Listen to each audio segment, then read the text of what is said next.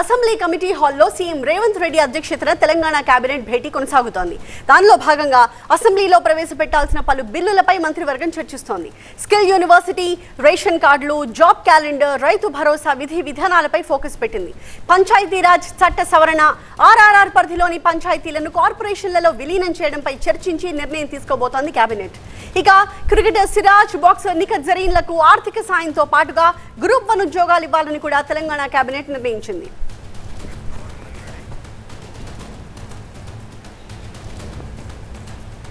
మా ప్రతినిధి ప్రభాకర్ మరింత సమాచారంతో సిద్ధంగా ఉన్నారు. ప్రభాకర్, ఇప్పటికే కేబినెట్ పలు కీలకమైన నిర్ణయాలు తీసుకుంది. ఇంకా కేబినెట్ భేటీ కొనసాగుతున్నట్టుగా తెలుస్తోంది. ఇంకా ఏ అంశాలపై చర్చ జరుగుతోంది? రైట్, గత 40 నిమిషాలుగా కేబినెట్ సమావేశం కొనసాగుతూనే ఉంది. మంత్రులందరూ అటెండ్ అయ్యారు. ముఖ్యంగా రేపు ఈరోజు అసెంబ్లీ వాయిదా పడిన అనంతరం అసెంబ్లీ కమిటీ హాల్లోనే కేబినెట్లు నిర్వహిస్తున్నారు. దీంట్లో చాలా కీలకమైన అంశాలు చర్చకు వస్తున్నాయి. ఒకటి, స్కిల్ యూనివర్సిటీ ఆల్రెడీ సీఎం మరికొద్దిసేపట్లో శంకుస్థాపన చేయనున్నారు.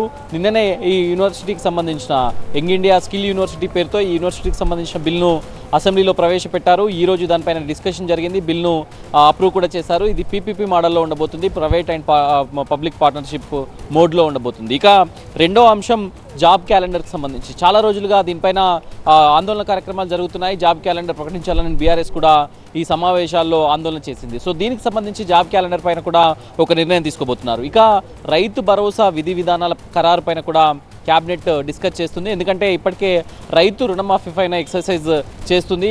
2 దశల్లో ఇప్పటికే 1,50,000 వరకు ఉన్న రైతు రుణమాఫీని కూడా అమలు చేసింది. సో ఇప్పుడు ముందున్న ఛాలెంజ్ రైతు భరోసా. దీనికి సంబంధించి నిధుల సమీకరణ ఏ విధంగా ఉండాలి, ఏంటి అనే దానిపైన పూర్తి స్థాయిలో కూడా క్యాబినెట్ చర్చిస్తుంది. ఇక కీలకమైన మరో అంశం ధరణి పోర్టల్కి సంబంధించి. ధరణి పోర్టల్కి సంబంధించి చాలా ఛాలెంజెస్ ఉన్నాయి. చాలా రోజులుగా దీనిపైన పెద్ద ఎత్తున ఆందోళన ఉంది. ప్రభుత్వం కూడా దీనిపైన ఒక కమిటీని వేసింది. కమిటీ నివేదికలు తీసుకుంది. కమిటీ మధ్యంతర నివేదికలు ఇచ్చింది. దాంతోపాటు పూర్తిస్థాయి నివేదికలు కూడా ఇవ్వడానికి సిద్ధంగా ఉంది. సో ఈ నేపథ్యంలో ధరణిని పూర్తి స్థాయిలో రద్దు చేయాలనే ఆలోచనలో ప్రభుత్వం ఉన్నట్టుగా తెలుస్తుంది. దీని ప్లేస్లో భూమాత కానీ లేకపోతే ఇంకా వేరే పేర్లతో ఇంకో పోర్టల్ని తీసుకురావాలని ఆలోచించినా కూడా ఒక పైలట్ ప్రాజెక్ట్ కింద నాగార్జున సాగర్, నల్గొండ జిల్లాలోని నాగార్జున సాగర్ నియోజకవర్గంలోని ఒక మండలాన్ని తీసుకొని దాన్ని పైలట్ ప్రాజెక్ట్గా తీసుకొని ఉన్నారు. ఆ పైలట్ ప్రాజెక్ట్లో భాగంగా అక్కడ పూర్తి స్థాయిలో ధరణిని కంప్లీట్గా డిస్ట్రాయ్ చేసి దాన్ని పూర్తి స్థాయిలో తీసేసి ఆ ప్లేస్లో కొత్త కమిటీని, కొత్త పోర్టల్ను తీసుకొచ్చి దాన్ని ప్రయోగాత్మకంగా అక్కడ చూడనున్నారు, ప్రయోగించనున్నారు. సో ధరణి పూర్తి స్థాయిలో తీసేయడానికి ఉన్న సాధ్యాలపైన కూడా కేబినెట్ చర్చిస్తుంది. సో ఆ పైలట్ ప్రాజెక్టులు, పైలట్ మండలాన్ని కూడా ఈ కేబినెట్లో డెసిషన్ తీసుకున్నారు. ఇక సిరాజ్ అట్లాగే నిఖత్ జరీన్కు సంబంధించిన ఉద్యోగాల విషయంలో కూడా కేబినెట్ చర్చ తీసుకున్నారు. ఇంకొక మరొక కీలకమైన అంశం RRR పరిధిలో ఉన్న RRR ఇన్సైడ్గా ఉన్న కార్పొరేషన్స్ని greater Hyderabad municipal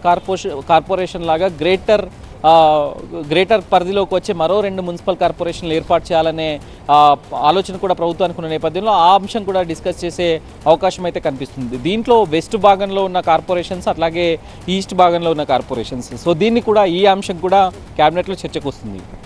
right, thank you Prabhakar. Coming to second news. ఏపీలో ఎన్టీఆర్ భరోసా పెన్షన్ల పంపిణీ దాదాపు పూర్తయింది. ఒక్క రోజులో పెన్షన్ల పంపిణీ పూర్తి చేయడమే లక్ష్యంగా చర్యలు చేపట్టగా దాదాపు 96% కంప్లీట్ అయింది. అత్యధికంగా కృష్ణా జిల్లాలో పెన్షన్ల పంపిణీ జరగగా అత్యల్పంగా అల్లూరు జిల్లాలో పంపిణీ చేశారు అధికారులు. ఇక సత్యసాయి జిల్లా మడకసిర నియోజకవర్గంలోని గుండుమలలో పెన్షన్ల పంపిణీ కార్యక్రమంలో పాల్గొన్నారు సీఎం చంద్రబాబు. ఈ నెలకు సంబంధించి 64,82,000 మందికి ఏపీ ప్రభుత్వం పెన్షన్లు అందిస్తోంది. అందుకోసం 2,737 కోట్ల నిధులు విడుదల చేసింది. ఇక ఉదయం 6 గంటల నుంచే లబ్ధిదారులకు పెన్షన్ల పంపిణీ ప్రారంభించారు. అధికారులే ఇంటికొచ్చి 4,000 రూపాయల పెన్షన్ అందిస్తుండటంతో లబ్ధిదారులు సంతోషం వ్యక్తం చేస్తున్నారు. మరోవైపు పెన్షన్ల పంపిణీలో సమస్యలొస్తే వెంటనే పరిష్కరించేలా ప్రతి జిల్లా కేంద్రంలోని DRDA కార్యాలయంలో ప్రత్యేక కంట్రోల్ రూమ్స్ ని సైతం ఏర్పాటు చేశారు అధికారులు. మరింత సమాచారం మా ప్రతినిధి ఈశ్వర్ అందిస్తారు. ఈశ్వర్, గత నెలతో పోలిస్తే ఈసారి చాలా తొందరగా జరిగింది. లాస్ట్ మంత్ ఒకసారి గమనించినట్లయితే 2-3 రోజులు పంపిణీ చేశారు అధికారులు. ఇవాళ ఏకంగా ముఖ్యమంత్రి స్థాయి నుంచి పంపిణీ కార్యక్రమం షురూ చేసినట్టు తెలుస్తుంది. ఆల్మోస్ట్ ఒక్కరోజు టార్గెట్ రీచ్ అయినట్టే అనుకోవచ్చా? దాదాపుగా రీచ్ అయినట్టుగా మనం అర్థం చేసుకోవాల్సి ఉంటుంది. కేవలం స్థానికంగా అందుబాటులో లేని వాళ్ళకి మాత్రమే ఇక బ్యాలెన్స్ ఉంది. ఇప్పటి వరకు అందుతున్న దాని ప్రకారం మొత్తం 64.80 లక్షల మందిలో 64 లక్షల మందికి ఇప్పటికే పెన్షన్ల పంపిణీ పూర్తయింది. 2,737 కోట్ల రూపాయల పంపిణీని పూర్తి చేశారు. మీరు చెప్పినట్టుగా ముఖ్యమంత్రి స్వయంగా దీన్ని మానిటర్ చేస్తున్నారు. మిగతా జిల్లాల్లో మంత్రులు, కలెక్టర్లు అందరూ పూర్తిగా దీంట్లో ఇన్వాల్వ్ అయ్యారు.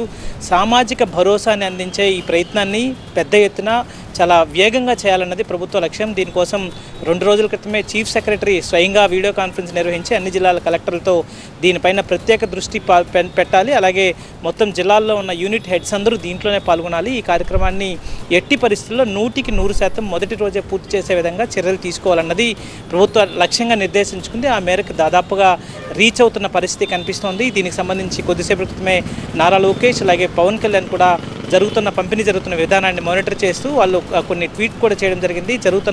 పూర్తిగా ఇప్పటికే దాదాపు అందరికీ అందాయి. ఇక ఇదే ప్రక్రియ జరుగుతుందన్నట్టుగా చాలా స్పష్టంగా చెప్తుంది. ముఖ్యమంత్రి కూడా స్వయంగా అనంతపురం జిల్లా గుండుమల్ల గ్రామంలో రామయ్య అని ఒక వృద్ధ పెన్షన్దారు ఇంటి నివాసానికి వెళ్ళి ఆయనకి పెన్షన్ అందించడం జరిగింది. అదే సమయంలో మొదటిసారి గత ప్రభుత్వం అధికారంలోకి వచ్చిన తర్వాత ఇది 2వ నెల, మొదటి నెలలో అయితే దాదాపు 7,000 రూపాయలు పెన్షన్ 4,000, అలాగే పెన్షన్ దానికంటే ముందు 3 నెలల నుంచి కమిట్మెంట్ ఇచ్చారు కాబట్టి మొత్తం 7,000 3,000 కలిపి 7,000 రూపాయలని మొదటి నెలలో 1వ తేదీ అందివ్వడం. 2వ రోజు కూడా పూర్తి స్థాయిలో ఈరోజు 2వ నెలకు సంబంధించి కూడా మొదటి తేదీనే పూర్తిగా అందించిన విధానం పైన మాత్రం ప్రభుత్వ వర్గాలు హర్షం వ్యక్తం చేస్తున్నాయి. అలాగే ప్రతి మంత్లీ ఇట్లాంటి కార్యక్రమాన్ని మొదటి తేదీనే పూర్తి చేయాలన్న లక్ష్యంగా పెట్టుకున్నాయి. ఇందులో తెలుగుదేశం పార్టీకి సంబంధించిన నేతలు కూడా పెద్ద ఎత్తున అన్ని ప్రాంతాల్లో పాల్గొని ఎవరైతే ప్రభుత్వ సచివాలయ సిబ్బందికి సహకరిస్తున్నారో ఒకవేళ ఎవరైనా రాలేని పక్షంలో ఉన్నా లేకపోతే వాళ్ళకి ఏదైనా అసిస్టెన్స్ ఇంకేదైనా అదనంగా అవసరమైనా కూడా వాళ్ళకి లోకల్గా ఉన్న పార్టీ క్యాడర్ను కూడా ఇన్వాల్వ్ చేసే విధంగా ప్రభుత్వం చర్యలు తీసుకుంది. అలాగే ప్రభుత్వం నుంచి కూడా పెద్ద ఎత్తున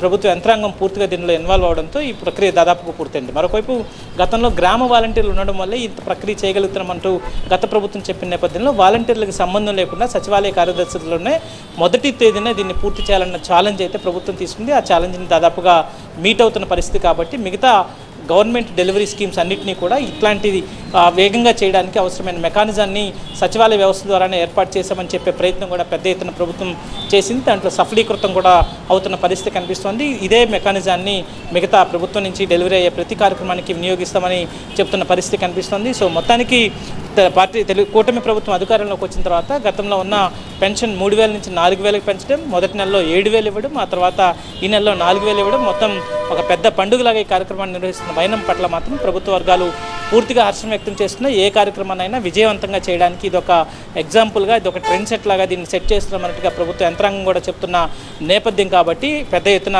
పెన్షన్ల కార్యక్రమం విజయవంతం కావడంతో ప్రభుత్వ వర్గాలు అయితే హర్షం వ్యక్తం చేస్తున్న పరిస్థితి కనిపిస్తుంది. Thank you Eshwar. Over to studio. Right, ఇక బిల్లుల చెల్లింపులో నిర్లక్ష్యాన్ని నిరసిస్తూ జీహెచ్ఎంసీ కార్యాలయం ముందు కాంట్రాక్టర్లు ఆందోళనకు దిగారు. 14 నెలలుగా బిల్లులు చెల్లించడం లేదంటూ ఆవేదన వ్యక్తం చేశారు.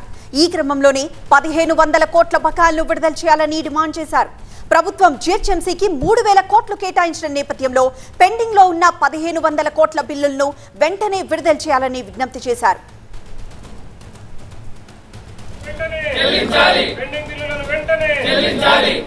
కాంట్రాక్టర్ల ఐక్యత వర్ధిల్లాలి, కాంట్రాక్టర్ల ఐక్యత వర్ధిల్లాలి, కాంట్రాక్టర్ల ఐక్యత వర్ధిల్లాలి. మరింత సమాచారం మా ప్రతినిధి లక్ష్మీకాంత్ అందిస్తారు. లక్ష్మీకాంత్, కాంట్రాక్టర్ల ఆందోళనకు జీహెచ్ఎంసీ అన్న స్పందించిందా? సో ఇంకా స్పందించలేని పరిస్థితి ఉంది. గ్రేటర్ హైదరాబాద్ మున్సిపల్ కార్పొరేషన్ పరిధిలో గత 14 నెలల కిందట చేసినటువంటి అభివృద్ధి పనులకు, సీసీ రోడ్లు కావచ్చు, డీసిల్టింగ్ పనులు కావచ్చు, ఫుట్పాత్ల నిర్మాణం, అదేవిధంగా పార్కుల నిర్వహణ, ఇలాంటి రకరకాల పనులకు సంబంధించి చేసిన దానిలలో ఇప్పటి వరకు కూడా 1,500 కోట్ల రూపాయలు, దాదాపు 2,500 మంది కాంట్రాక్టర్లు ఇందులో ఉన్నారు. వారికి అందరికీ కూడా ఇంతవరకు 1,500 కోట్ల రూపాయల బకాయిలు చెల్లించలేదంటూ దాదాపు 2-3 గంటలుగా జీహెచ్ఎంసీ కార్యాలయం ముందే ఇక్కడ ఆందోళన కొనసాగిస్తున్నారు. బైఠాయించారు. జీహెచ్ఎంసీ ప్రధాన కార్యాలయం ముందు బైఠాయించి వీరు ఆందోళన అయితే కొనసాగిస్తున్నారు. ఈ అధికారులు ఎవరు కూడా దీనిపైన స్పందించడం లేదని చెప్తున్నారు. అయితే ఇప్పుడు ప్రధానంగా ఒకటే డిమాండ్ చేస్తున్నారు. రాష్ట్ర ప్రభుత్వం తెలంగాణ బడ్జెట్లో గ్రేటర్ హైదరాబాద్ మున్సిపల్ కార్పొరేషన్కి నగరాభివృద్ధికి 10,000 కోట్లు కేటాయించింది. అందులో ప్రత్యేకంగా 3,000 కోట్లు జీహెచ్ఎంసీకి కేటాయించిన నేపథ్యంలో అందులో 1,500 కోట్లు తమకు చెల్లించాలంటే వీళ్ళందరూ కూడా ఆందోళన చేస్తున్న పరిస్థితి. దాదాపు 2-3 గంటలుగా ఇదే డిమాండ్ చేస్తున్నారు. గతంలో ఆందోళన చేస్తున్న సమయంలో ఒక్కసారిగా ఉద్రిక్త పరిస్థితులకు చోటు చేసుకున్నాయి. దీనికి సంబంధించి పోలీసులు వాళ్ళని అడ్డుకుని అరెస్ట్ చేసేంత వరకు కూడా పరిణామాలు దారితీశాయి. అయితే ఇప్పుడు వీరందరూ కూడా ఇక్కడ బైఠాయించి శాంతియుతంగా ఆందోళన చేస్తాం, దీనిపైన వెంటనే ప్రభుత్వం స్పందించాలని డిమాండ్ చేస్తున్నారు. ఎంతకాలం నుంచి మీరు ఈ విధంగా చేస్తున్నారు? మేము గత సంవత్సరం నుంచి కూడా పాత ప్రభుత్వం ఉన్నప్పుడు కూడా మేము ఈ రకంగా ఎన్నో ధర్నాలు స్ట్రైక్లు ఇవన్నీ కూడా చేయడం జరిగింది. కానీ మాకు పాత ప్రభుత్వం కూడా ఎవరు కూడా మాకు పట్టించుకోలేరు. ఈ ప్రభుత్వం వచ్చినాక కూడా మేము పలుమార్లు ప్రభుత్వం దగ్గరికి, డిప్యూటీ సీఎం గారి దగ్గరికి, మన ఇన్ఛార్జ్ మినిస్టర్ పొన్నం ప్రభాకర్ దగ్గరికి కూడా పోయి వినతి పత్రాలు అనేది అందజేసినాం. ప్రజావాణిలో కూడా మా యొక్క ప్రాబ్లంలో మేము చెప్పడం జరిగింది. ఆ తర్వాత మా కమిషనర్ గారు కానీ ఎవరు కానీ కూడా మనం సరిగా పట్టించుకుంటలే. ఇప్పుడైతే ఏదైతే మాకు జిహెచ్ఎంసీకి 3065 కోట్లు ఏదైతే కేటాయించబడిందో మాకు ముందుగా ప్రియారిటీ బేసిస్లో మా కాంట్రాక్టర్లు అందరికీ కూడా అందులో నుంచి పేమెంట్లు చెల్లించాలని కూడా పెండింగ్ పేమెంట్లు అన్నీ కూడా దగ్గర దాదాపు 1500 కోట్లు ఉన్నాయి. అవన్నీ మాకు చెల్లించాల్సిందిగా మేము అందరు ప్రభుత్వాన్ని ఉన్నతాధికారులను కోరుకుంటున్నాం. మీరు ఎన్ని కోట్ల పనులు చేసినారు? ఎంతమంది ఇక్కడ మీరు కాంట్రాక్టర్స్ అందరు కూడా ఉన్నారు? మేము గత సంవత్సరం నుంచి మాకు 1500 కోట్ల రూపాయలు రావాలి. మేము ఒక 2000 నుంచి 3000 మంది జిహెచ్ఎంసీ కాంట్రాక్టర్లం అందరం కూడా. మేము మన ఊరు మనబడి కార్యక్రమము, MLA MP funds, central funds, GHMC state government funds అన్ని వర్కులు కూడా మేము చేస్తున్నాం. కానీ అధికారులు మాత్రం మమ్మల్ని అసలు పట్టించుకోవడం లేదు. మేము గత సంవత్సరం నుంచి ధర్నా చేయడం జరుగుతుంది. బ్యాంక్ లోన్స్ కానీ ఇవన్నీ కూడా మాకు పెండింగ్ అయ్యి నోటీసులు రావడం జరుగుతుంది. కనుక దయచేసి గవర్నమెంట్ని ఖచ్చితంగా మాకు పేమెంట్ ఇవ్వాలని ధర్నా కార్యక్రమం చేస్తున్నాం. 5వ తారీఖు వరకు పేమెంట్ రాకపోతే దాని తర్వాత భూ హర్తాలు చేయడానికి మేము అందరం రెడీగా ఉన్నాం. ఇది ఇక్కడ తాజా సిచ్యువేషన్. మొత్తం మీద జిహెచ్ఎంసీ కార్యాలయం ప్రధాన గేట్ ముందు రోడ్డు పైన బైఠాయించి వీరందరూ కూడా ఆందోళన వ్యక్తం చేస్తున్న నేపథ్యం ఉంది. మరోవైపు వీరు ఒకటే డిమాండ్ చేస్తున్నారు, ఈ నెల 5వ తారీఖును దాటిన తర్వాత సమస్యను పరిష్కరించకపోతే 5వ తారీఖు దాటిన తర్వాత పెద్ద ఎత్తున ఆందోళనకు దశల వారీగా చేస్తాం. అందుకోసం ప్రత్యేకంగా ఏర్పాటైనటువంటి greater Hyderabad municipal corporation contractors committee ఆధ్వర్యంలో వీరందరూ కూడా యాక్షన్ కమిటీ ఆధ్వర్యంలో ఆందోళన ఉధృతం చేస్తామని హెచ్చరిస్తున్నారు. ఇప్పటి వరకు బకాయిలు రాకపోయిన నేపథ్యంలో 1500 కోట్ల బకాయిలు రాకపోయిన నేపథ్యంలో చేసిన అప్పులు తీరక చాలామంది ఇళ్లలో, కొంతమంది చిన్న కాంట్రాక్టర్లు ఇళ్లలో బంగారు ఆభరణాలు, లేడీస్ సంబంధించిన బంగారు ఆభరణాలు కూడా తాకట్టు పెట్టి తెచ్చి కాంట్రాక్ట్ పనులు చేశాం. ఇక్కడ తాకట్టు నుంచి విడిపించుకోలేక, అప్పులలో వేధింపులు తట్టుకోలేక ఇళ్లలోకి కానీ వెళ్ళలేని దౌర్భాగ్య పరిస్థితి నెలకొంది. ఇమ్మీడియట్గా కాంట్రాక్టర్ల దయనీయ పరిస్థితిని పరిగణనలోకి తీసుకొని ప్రభుత్వం వెంటనే బిల్లులను విడుదల చేయాలని వీరంతా కూడా ఆందోళన చేస్తున్న పరిస్థితి ఇక్కడ. ఎస్ లక్ష్మీకాంత్. ఉత్తరాది రాష్ట్రాల్ని భారీ వర్షాలు వణికిస్తున్నాయి. ఢిల్లీ, ఉత్తరాఖండ్, యూపీ, హిమాచల్ ప్రదేశ్లో కుండపోత వర్షాలతో లోతట్టు ప్రాంతాలు జలమయమయ్యాయి. ప్రధానంగా ఢిల్లీలో అయితే వర్షాలు దంచి కొడుతున్నాయి. దాంతో కొద్ది రోజుల క్రితం సివిల్స్ అభ్యర్థులు మరణించిన రాజేందర్ నగర్ ప్రాంతం మరోసారి ఇప్పుడు వరద నీటితో మునిగిపోయింది. ఢిల్లీలో 10 విమానాలు రద్దు కాగా 30 విమానాల్ని దారి మళ్లించారు. భారీ వర్షాలతో ఢిల్లీలో రెడ్ అలర్ట్ జారీ చేసింది వాతావరణ శాఖ. మరోవైపు భారీ వర్షాలు ఉత్తరాఖండ్ని అతలాకుతలం చేశాయి. పలుచోట్ల ఇళ్లు కూలగా నదుల్లో నీటి మట్టాలు అమాంతం పెరిగాయి. ఈ నేపథ్యంలో సహాయక చర్యలు ముమ్మరం చేయాలని ఉత్తరాఖండ్ ముఖ్యమంత్రి పుష్కర్ సింగ్ ధామీ ఆదేశించారు. ఎస్డీఆర్ఎఫ్ బృందాలు ఘటనాస్థలికి చేరుకుని సహాయక చర్యలు కొనసాగిస్తున్నాయి. ఇటు హిమాచల్ ప్రదేశ్లో కూడా భారీ వర్షాలు బీభత్సం సృష్టిస్తున్నాయి. సిమ్లా జిల్లా రాంపూర్లో అతి భారీ వర్షం కురిసింది. భారీ వరదతో నదీ తీర గృహాలు కొట్టుకుపోయి 39 మంది గల్లంతవడంతో వారి కోసం రెస్క్యూ టీం గాలింపు చేపట్టింది. మా అసోసియేట్ ఎడిటర్ మహాత్మా మరింత సమాచారం అందిస్తారు లైవ్లో. మహాత్మా, ఢిల్లీలో ఇంకా వర్షం పడుతోందా? మిగతా రాష్ట్రాల పరిస్థితి కూడా ఎలా ఉంది?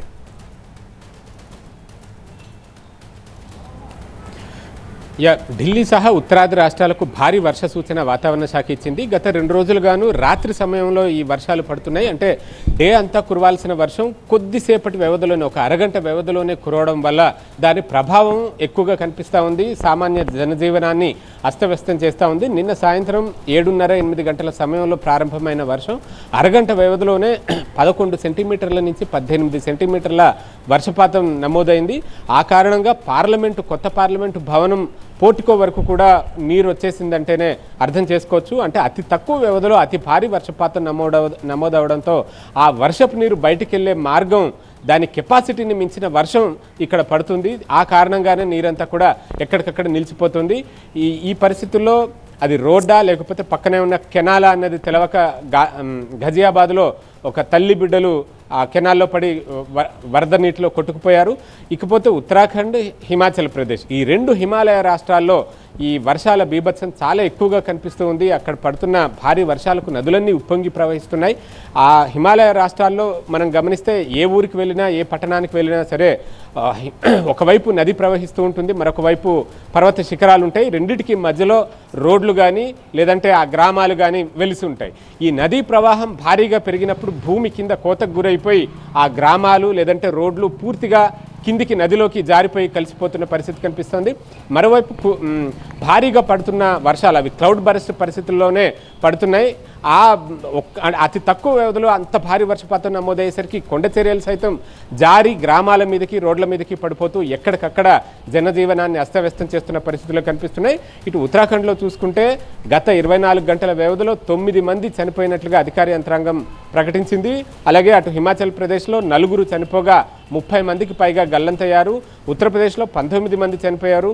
ఢిల్లీ అలాగే హర్యానాలో ఉన్న గురుగాం ప్రాంతంలో 9 మంది అంటే విద్యుతాఘాతానికి గురవడం, ఈ వర్షం కారణంగా రెయిన్ రిలేటెడ్ ప్రమాదాలు చోటు చేసుకుని అనేక మంది ప్రాణాలు కోల్పోతున్న పరిస్థితి కనిపిస్తూ ఉంది. ఈ వాతావరణ శాఖ సూచనల ప్రకారం ఆగస్టు 5వ తేదీ వరకు భారీ వర్షాలు ఈ ఉత్తరాది రాష్ట్రాల్లో కురిసే అవకాశం ఉందని చెప్తున్నారు. కొన్ని ఐసోలేటెడ్ ప్లేసెస్లో అతి భారీ వర్షాలు కూడా కురుస్తాయని, క్లౌడ్ బరస్ట్ తరహా పరిస్థితులు కూడా ఉంటాయని వాతావరణ శాఖ నిపుణులు చెప్తున్న నేపథ్యంలో ఈ అన్ని రాష్ట్రాలు కూడా అప్రమత్తంగా ఉండాల్సిన అవసరం కనిపిస్తూ ఉంది. రెడ్ అలర్ట్ కూడా జారీ అయింది. ఇప్పటికే ఇటు కేదార్నాథ్ మార్గంలో చూసుకుంటే సోన్ ప్రయాగ్ నుంచి కేదార్నాథ్ వరకు వెళ్లే మార్గంలో చాలా చోట్ల రోడ్డు తెగిపోయింది. సోన్ ప్రయాగ్ నుంచి గౌరీకుండ్ వరకు రోడ్డు ఉంటుంది. గౌరీకుండ్ నుంచి యాత్రికులు అందరూ కూడా కాలినడకన వెళ్తూ ఉంటారు. కాలినడకన వెళ్లే మార్గం పూర్తిగా దెబ్బతింది, రోడ్డు కూడా పూర్తిగా దెబ్బతింది. 1000 మందికి పైగా యాత్రికులు ఎక్కడికక్కడ చిక్కుకుపోతే ఈ ఆర్మ్డ్ ఫోర్సెస్, రెస్క్యూ ఫోర్సెస్ వారందరినీ కూడా సురక్షితంగా ఒక షెల్టర్స్కి తీసుకుని వారికి షెల్టర్ కల్పించారు. ఇకపోతే ఈ మార్గ మధ్యంలో అనేక చోట్ల కొండ చర్యలు విరిగి పడిపోవడం వల్ల కూడా రవాణా వ్యవస్థ ఉత్తరాఖండ్ రాష్ట్రంలో ఎక్కడికక్కడ స్తంభించిపోయింది. మరొక 5 రోజుల పాటు పరిస్థితి ఇలాగే ఉండే అవకాశం కనిపిస్తూ ఉంది. ప్రమాదం అంచున ఉంటున్న గ్రామాల ప్రజల్ని సురక్షిత ప్రాంతాలకు తరలించి ప్రాణ నష్టాన్ని తగ్గించాల్సిన అవసరం అయితే కనిపిస్తోంది. ఓకే మహాత్మా.